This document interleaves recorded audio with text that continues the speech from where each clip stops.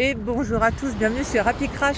J'ai enfin trouvé une matinée sans vent qui va me permettre de faire cette vidéo de manière audible.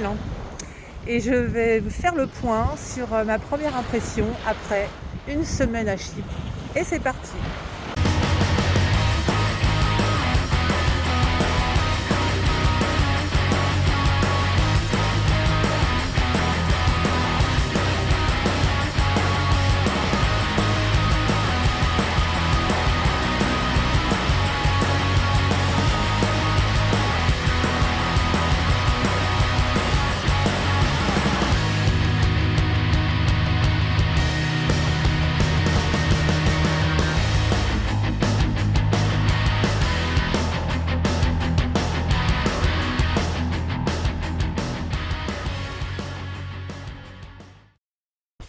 Alors nous y voilà.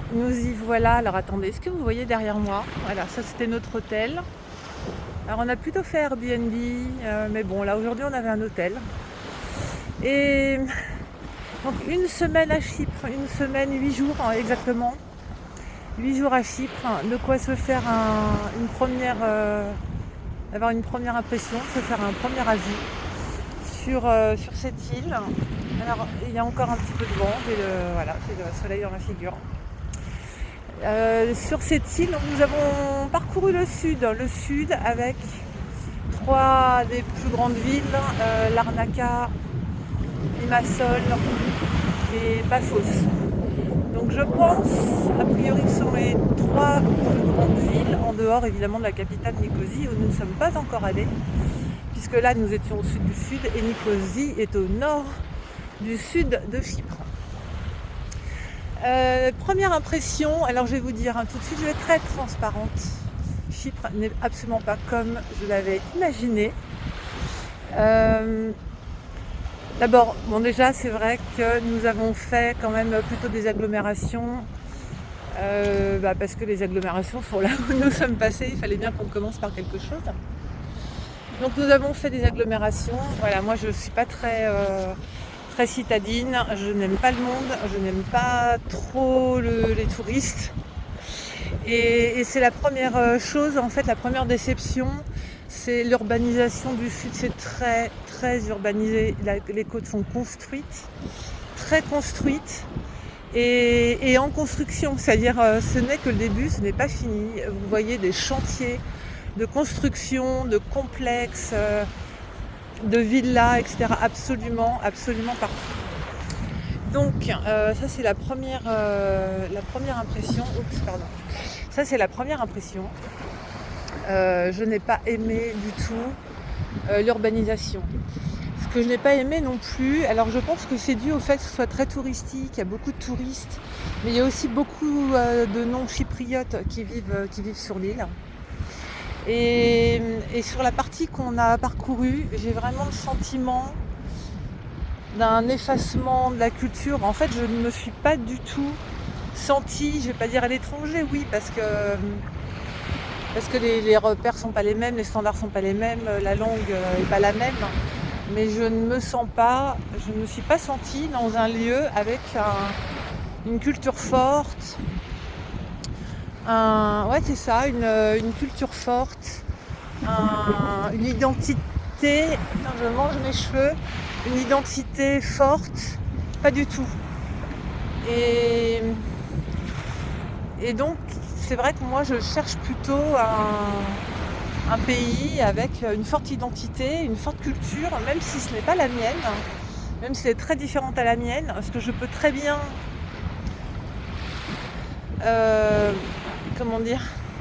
je peux très bien m'adapter à une culture qui n'est pas la mienne. D'ailleurs je l'ai fait par le passé. Je peux très bien me fondre dans la masse quelque part. Mais là, parce que là il y a un manque de repères, vous voyez, on peut être presque partout dans le monde parce que ça parle anglais. Il y a des restaurants de toute nationalité. Bon, voilà, j'ai pas senti une identité très forte. Et ça, c'est vraiment une très grande surprise, pour ne pas dire une mauvaise surprise. Donc l'urbanisation, l'absence d'identité forte, de culture forte. Et ensuite sur la beauté en elle-même. Alors oui, forcément nous on est sur une île, la mer il y a la mer Méditerranée, donc il y a forcément des beaux endroits. Il y a des endroits qui ressemblent beaucoup quand même à la Grèce. Et j'imagine à la Turquie que je ne connais pas. Enfin, je suis juste allée à Istanbul dans ma vie et à Bodrum, mais je ne connais pas la Turquie qui est, paraît-il, absolument fabuleuse. Mais voilà, j'ai pas de coup de cœur sur des paysages. Non. Non, pas encore, pas encore. Ça va peut-être venir, pas encore. Donc, première semaine, le retour sur cette première semaine est très mitigé, très mitigé. Plus ce dont je vous ai parlé dans les vidéos précédentes, avec l'inconvénient d'être quand même dans l'Union européenne, donc d'être quand même soumis à la dictature de l'Union européenne, bien que ce soit visiblement très balancé par la proximité avec la Russie. Donc voilà, donc il y a peut-être sur l'ensemble des pays européens, c'est peut-être le pays européen le moins, je vais pas dire le moins soumis, mais celui qui pourrait peut-être être... Bon, en fait, j'en sais rien. J'en sais rien parce que quand j'ai parlé du Covid avec les gens ici, ça a été l'enfer. Les confinements ont été infernaux, la pression sur les vaccins. Franchement, c'est difficile de donner un avis tranché sur l'influence de l'Union européenne. Je pense qu'elle est énorme. Et effectivement, sur quelques... Comment on peut appeler ça, dans quelques domaines, elle est peut-être un peu contrebalancée par l'influence de la Russie. Bon, à voir. À voir. Donc vous voyez, 8 jours. Non mais 8 jours fantastiques parce que c'est 8 jours de vacances à découvrir. Je ne suis pas malheureuse d'être à Chypre, c'est pas ce que je suis en train de dire.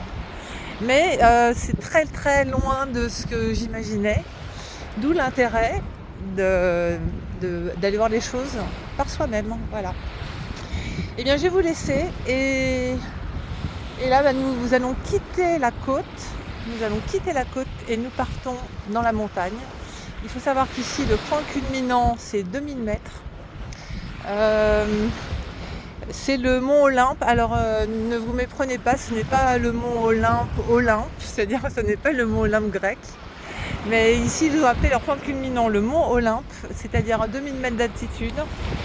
Et à notre grande surprise, nous avons appris que il y avait beaucoup de températures négatives. Il y avait, je crois que c'est 45-50 jours de neige par an et des stations de ski.